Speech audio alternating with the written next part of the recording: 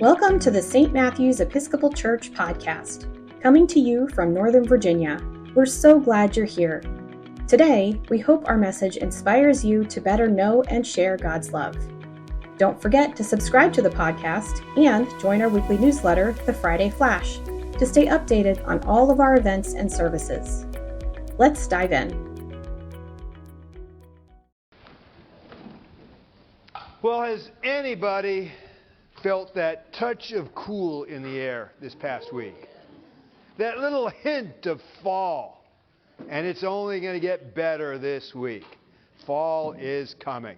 Well, in celebration of that, my wife made pumpkin bread. Oh, yeah. And it was so good that within a matter of moments, I had consumed pretty much the whole loaf.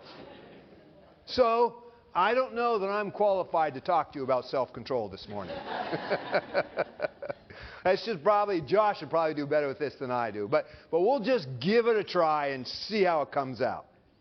So we're finishing up the Great Summer Spirit Fest. We've talked about living life with spirit, with zest, with soul. Because that's the best kind of life there is. And we've been looking at the qualities of that life, what that life looks like. And we come to our final one today, self-control. Self-control is an interesting word. In Greek, it's actually enkratai, and so it's two words. The second part of that word is kratos, which means power. It comes over to, in English, in a word like democracy, demokratos. So what's democracy? Power of the people. And so here, it's this word power. It has a little preposition in front of it, en, which sounds very much like the English in. So it literally means power within.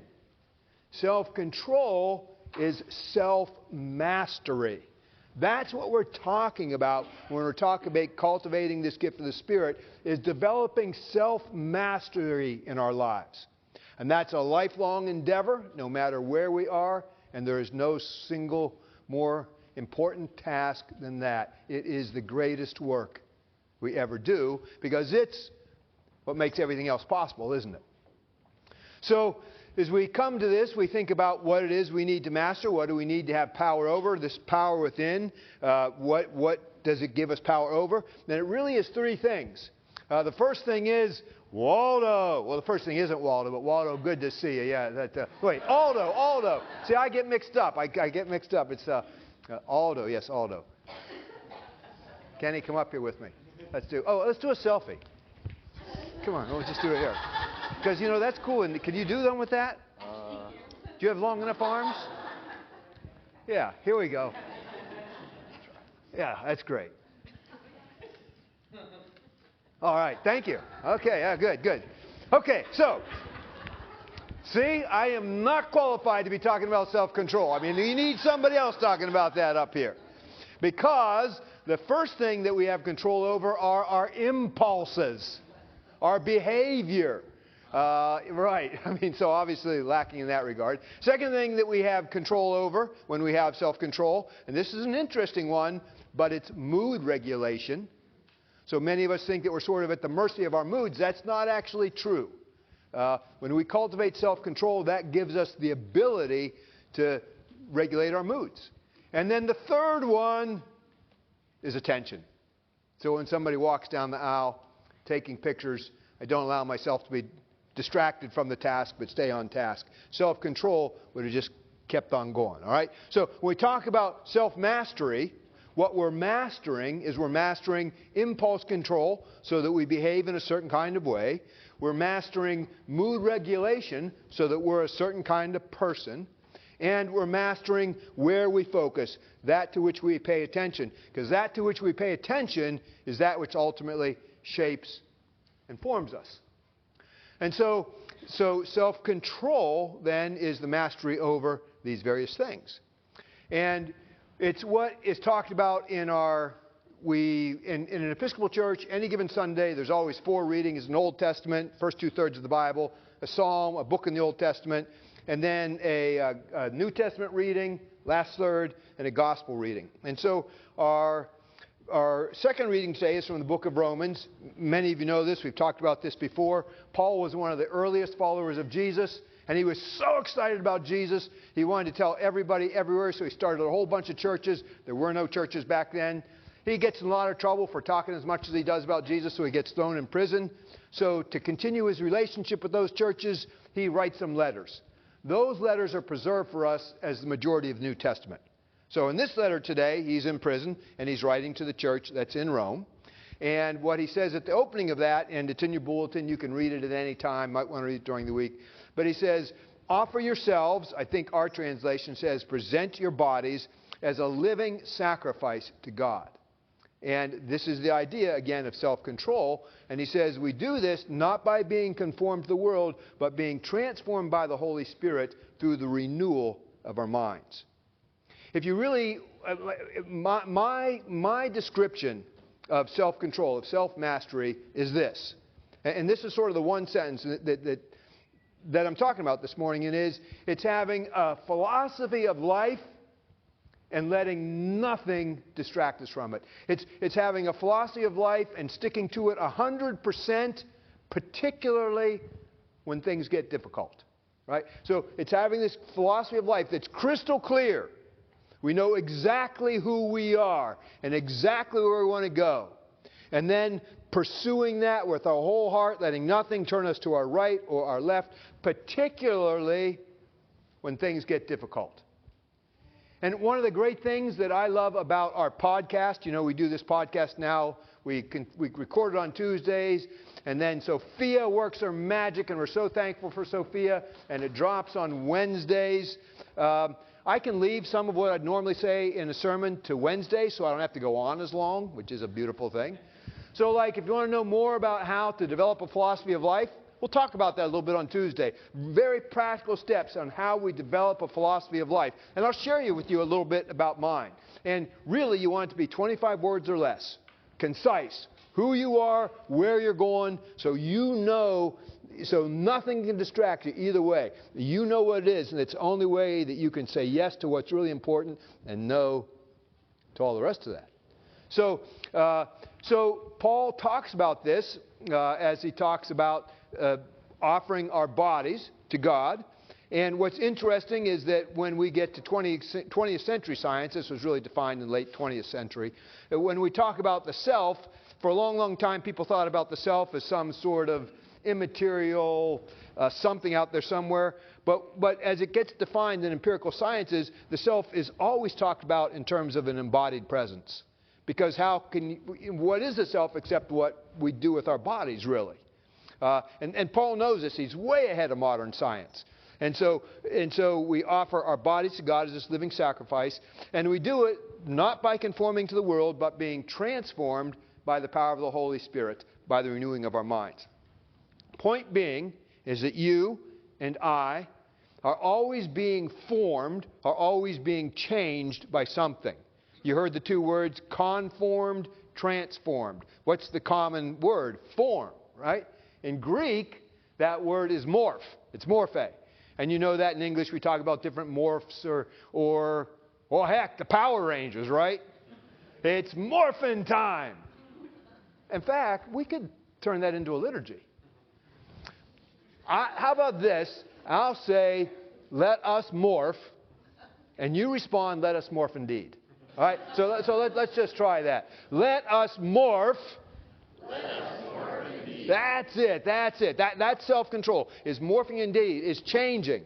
And so we're always either being changed, becoming more of what we already are in conformity to the world, or becoming more of what we want to be. That's the choice. We're always being changed. In other words, if I'm impatient, and if I'm not doing any work on that, if I'm not aware I'm impatient, if I'm not identified that I'm impatient, or I know I'm impatient but I'm not doing anything about it, then I'm just becoming more of what I already am. I'm just going to grow more and more impatient because that's what I'm practicing every day. I'm practicing being impatient. And so in order to be transformed, if my life philosophy is to be a certain kind of person and I want to be patient, then I've got to be clear that I'm not patient. I've got to develop an idea of what it looks like to be patient, and every day I've got to commit myself to making that change. That's the renewal of the mind. So without that work, not going to happen, right? I'll just become more of what I am, impatient, unless I say, okay, I'm not as patient as I want to be, so God help me by your grace, your power, let me cultivate true patience in my life.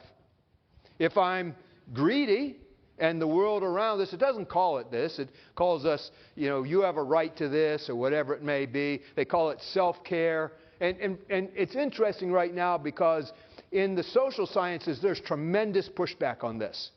In popular culture, this idea of self-care is having a glass of wine or going to the spa or going to the gym or whatever. There's tremendous pushback on that because that's not really self-care.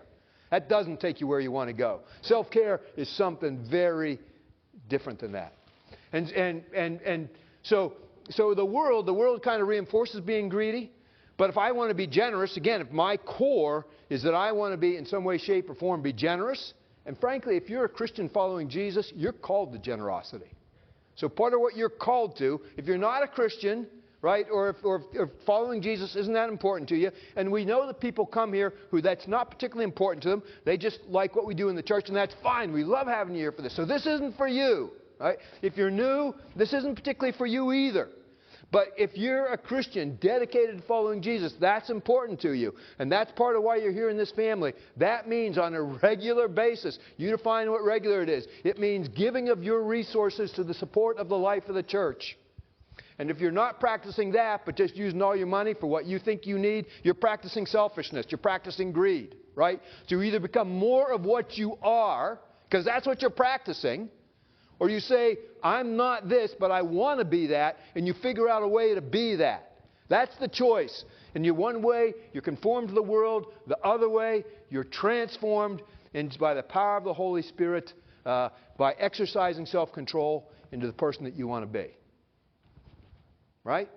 Pretty clear, isn't it?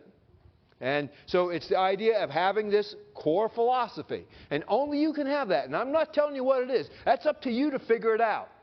But whatever that core philosophy is, you do not turn, I do not turn, I will not turn to the right or to the left. Impulse control.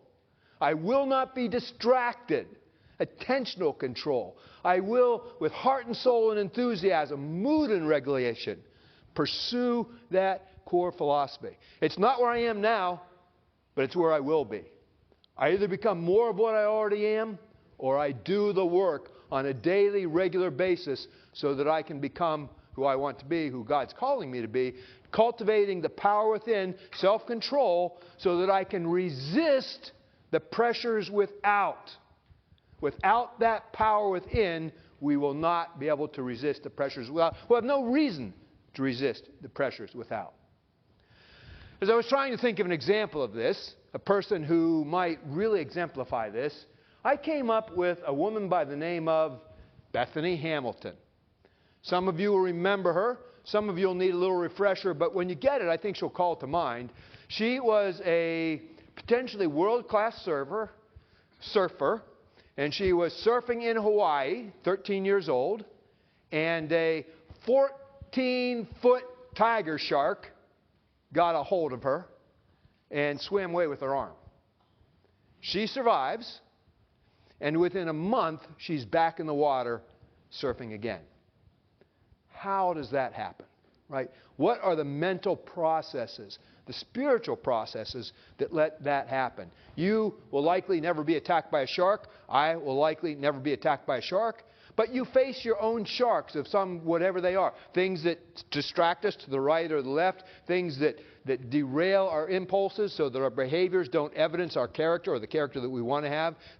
Traumas we suffer, challenges. So how she responds to this significant challenge in her life, it's something I think we all can learn from. And it becomes a study in self-control. And particularly for young people. Because when this happens, she's 13 years old. And think about this. I mean, some people don't even want to go into the water. They've never been attacked by sharks just because they know sharks are out in the water. Because sharks are out in the water. Linda and I lived in Florida for a while, and we'd fish in the fall, and there'd be this run of mullet, a little bait fish would come along the shoreline, and it looked like people were tossing hand grenades in the water. The mullet would just go all over the place. And if you knew to look what you'd see in the waves were these massive sharks, and they were huge. And they'd be riding the waves just like surfers, just indiscriminately turning their jaws one side to the other, turning their jaws one side to the other, just consuming. And people were out in the water, none the wiser to it. I mean, sharks are swimming right by them, right? Which is a real testimony to sharks because they don't want to eat people. I mean, it's sort of an accident when that happens. So some people won't even go in the water because they just know there's sharks out there, let alone be attacked. But she's been attacked by a shark. I mean, it's come out of the water she can't even see, and it's got a hold of her, and it's done her body great damage. And yet, 4 weeks later, as soon as she's out of the hospital, in fact, a day before she was cleared, she's in the water again. How does that happen? Well, in an interview with a local guy, she was in Hawaii, it was a friend of hers, and that's how we got the interview. This was shortly after her accident. It was while she was still in the hospital. She's talking about it, and she says, and she says this. She says, well, you know, the formative thing in my life is my faith. She said, she says her guiding principle, and she says, this really comes from my mom.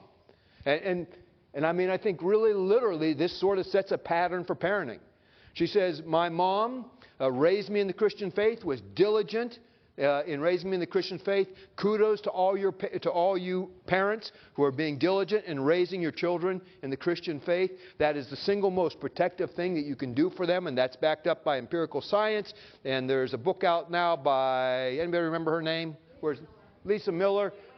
The Awakened Brain, that you can read, that's all about that. Thank you. I know she just read that. Now, I just heard the podcast, but that was pretty good. Where was I going with that?